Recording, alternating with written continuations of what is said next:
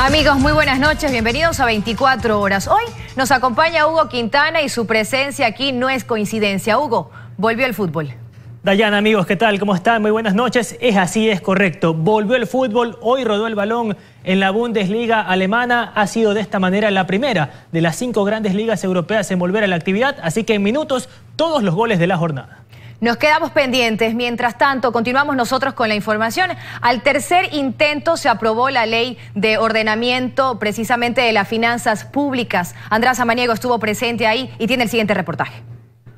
Con negativos. Tras las 2 votaciones fallidas de la noche de este viernes, este sábado se lograron conseguir los votos que faltaban, a horas de que vence el plazo para que el legislativo se pronuncie sobre la ley de finanzas públicas. La sesión inició con la intervención del oficialista Ana Belén Marín, quien presentó cambios a la ley relacionados con el ingreso y egreso permanente del sector público no financiero y de la seguridad social, además de definiciones sobre recesión económica grave, fueron modificados. En nuestras manos está dejar un país ordenado en el manejo de sus finanzas públicas y que genere confianza al mercado externo. De hecho, la diversidad productiva de nuestro país se ha pronunciado, evidenciando claramente que esta ley ayudará a acelerar la economía y logrará progresivamente una disciplina fiscal.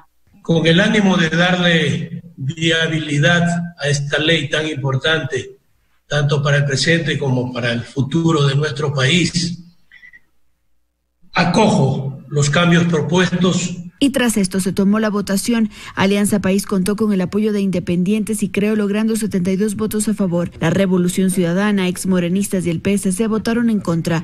Además de no estar de acuerdo con la normativa, cuestionaron el procedimiento parlamentario con el que se sometió a votación. El gobierno y sus aliados han consagrado una clara violación al derecho parlamentario, han violentado todo procedimiento en el momento en que votaron un informe que no había sido debatido y que no había sido conocido por el Pleno de la Asamblea Nacional.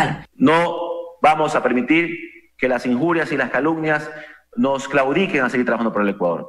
Seguiremos siendo en esta institución una institución que permita, en el marco democrático del debate, cumplir con el país. Esta normativa fue cambiada en un 80% de lo que envió el presidente y con ella esperan mejorar el control del gasto público y atraer nuevos recursos externos. En el artículo 13 establece que las entidades de seguridad social son autónomas con fondos propios distintos al del fisco y no forman parte del presupuesto general del Estado. También se respeta las competencias y la autonomía de los gobiernos descentralizados y el Banco Central. Se incluye una política de prevención, mitigación y gestión de riesgos fiscales.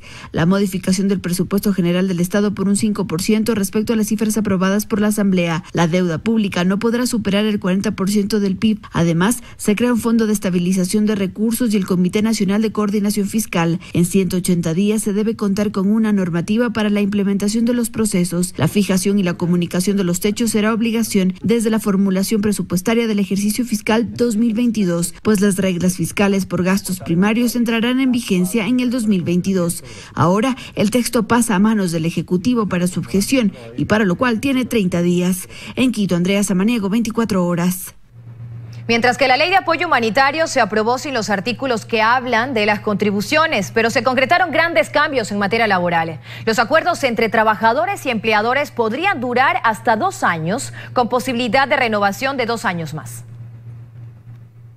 Ya sin los artículos que hablan de las contribuciones, la ley, que dice el texto, tiene como objetivo generar soportes a los afectados por la pandemia y sostener las fuentes de empleo, fue aprobada. ¿Y qué le queda entonces a la ley? Le queda el mensaje de los acuerdos entre privados para chequear lo que es los arriendos, lo que son los sueldos, lo que es las empresas y sus acreedores, para tratar de hacer un concurso preventivo o concordato o ley de quiebras mucho más ágil.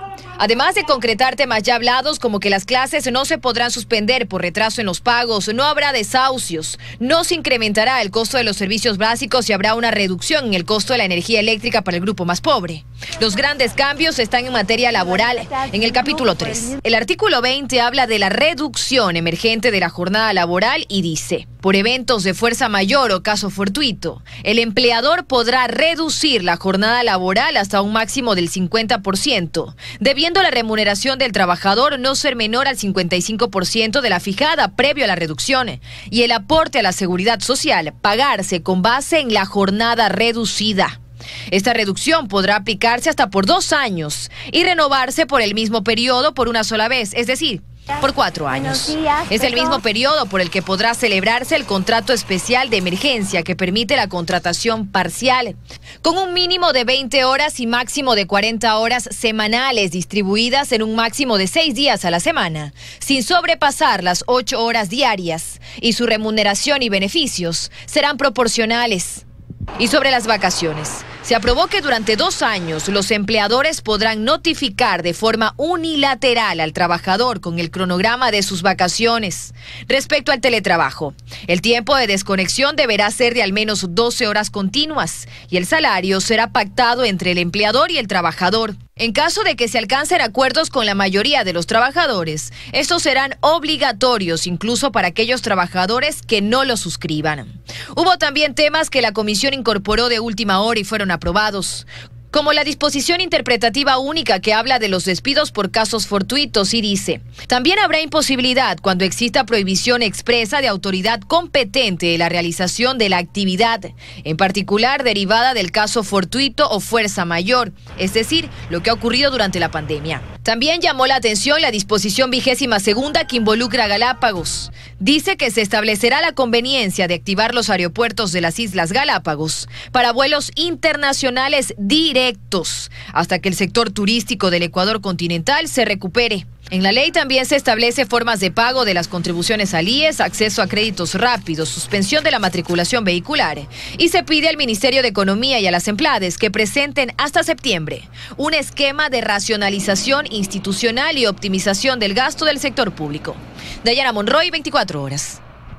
El analista Jorge Ortiz asegura que la situación en la Asamblea refleja una falta de capacidad de negociación política en el país. Cuestiona además las intenciones de desestabilizar al gobierno, pero también la falta de acción del mismo. La capacidad de negociación política ha desaparecido, decía Jorge Ortiz al ver lo que este viernes por la noche ocurría en la Asamblea y al analizar las coincidencias entre bancadas. Yo no me atrevo a asegurar nada, pero el país cada día conjetura más que hay algún tipo de entendimiento no confesado, posiblemente no confesable, entre los dos sectores, y por eso sería bueno que el abogado Nebot salga al país y le diga exactamente cuál es el nivel de su relación y por qué, sobre todo por qué hay estas coincidencias tan frecuentes, tan en ciertos sentidos inexplicables con el correísmo. Se refiere también a la parte económica. La reducción del Estado, pero drástica, dramática, que el país salga ordenadamente de esta catástrofe, y para eso tenemos que contribuir todos, y todo significa todos, no todos menos yo. Y aunque cuestiona los comentarios que cree buscarían desestabilizar al país, considera que el gobierno ha cometido muchos errores y sobre todo no ha actuado. Creo yo que el presidente lamentablemente desde octubre pasado está muy asustado, ¿no? Siento que en términos taurinos se diría amorcillado y buscando las tablas. Es decir, no quiere tomar decisiones, quiere esperar que pase el año rápidamente. Pero lamentablemente con inacción no se va a resolver el problema. Amigos, nos vamos a una pausa, pero nos vamos mostrándoles cómo se encuentra Guayaquil a esta hora. Las noticias, amigos. 430.000 pruebas rápidas de coronavirus llegaron esta tarde al país desde Europa. Las pruebas serán trasladadas hasta las provincias más afectadas. Paul Cuello con el informe. Como parte de la inversión que está haciendo el gobierno ecuatoriano para combatir la pandemia del COVID-19, esta tarde llegaron desde Europa 430.000 pruebas rápidas de coronavirus que servirán para los funcionarios que están en primera línea, médicos, enfermeras, policías, militares, entre otros. Estos insumos serán trasladados a las provincias más afectadas, según indicó el ministro de Salud y el secretario Juan Sebastián Roldán. Estas provincias, estamos hablando precisamente de Guayas, Pichincha y Manabí. Escuchemos lo que dijeron las autoridades.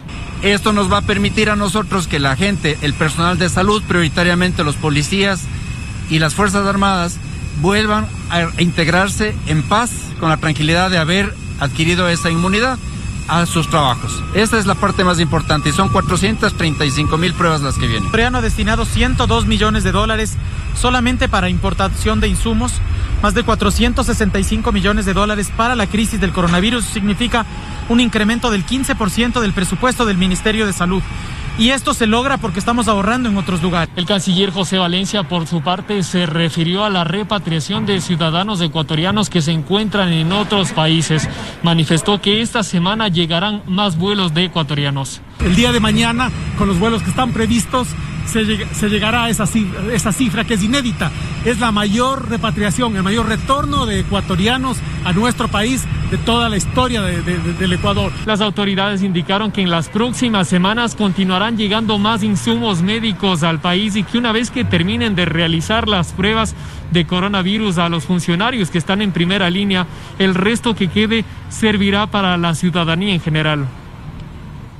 Un cantón del Oriente se convertirá en el primero del país en pasar a semáforo verde, mientras más municipios toman la decisión de salir del rojo. Este viernes por la noche, el presidente Lenín Moreno extendió el estado de excepción por 30 días. Lo anunció a través de su cuenta de Twitter este viernes por la noche y lo hizo oficial al firmar el decreto 1052. El presidente Lenín Moreno dispone renovar el estado de excepción por calamidad pública en todo el territorio nacional, por los casos de coronavirus confirmados y el número de fallecidos por contagio de COVID, que siguen representando un alto riesgo de contagio para toda la ciudadanía. El estado de excepción regirá por 30 días más, es decir, hasta el 15 de junio. Mientras tanto, los alcaldes del país comienzan a tomar nuevas decisiones y en el mapa el semáforo va variando, agregando ya el primer cantón en verde. Desde el próximo martes 19 de mayo, Aguarico, en Orellana, se convertirá en el primer cantón de ese color. Aguarico no tiene casos confirmados de COVID-19.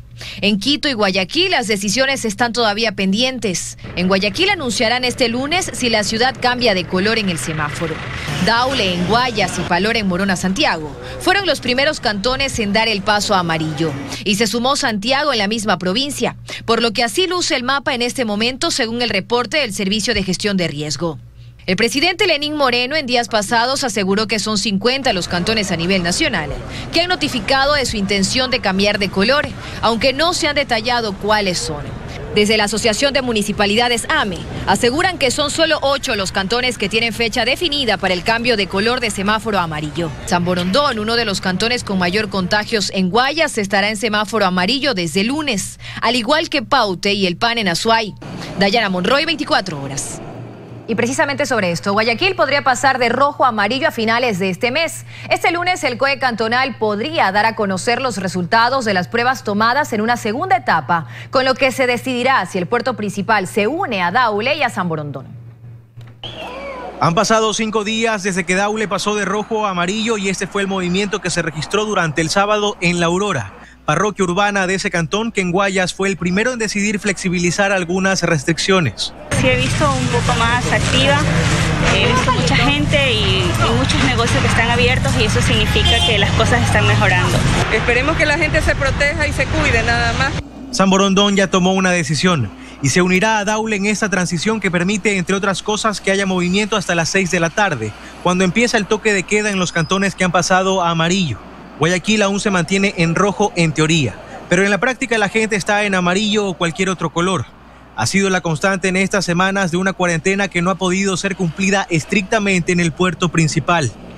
Que el toque de queda se mantenga desde las 2 de la tarde hace que los ciudadanos corran apresurados a tratar de hacer rendir las horas de un día que sigue siendo corto.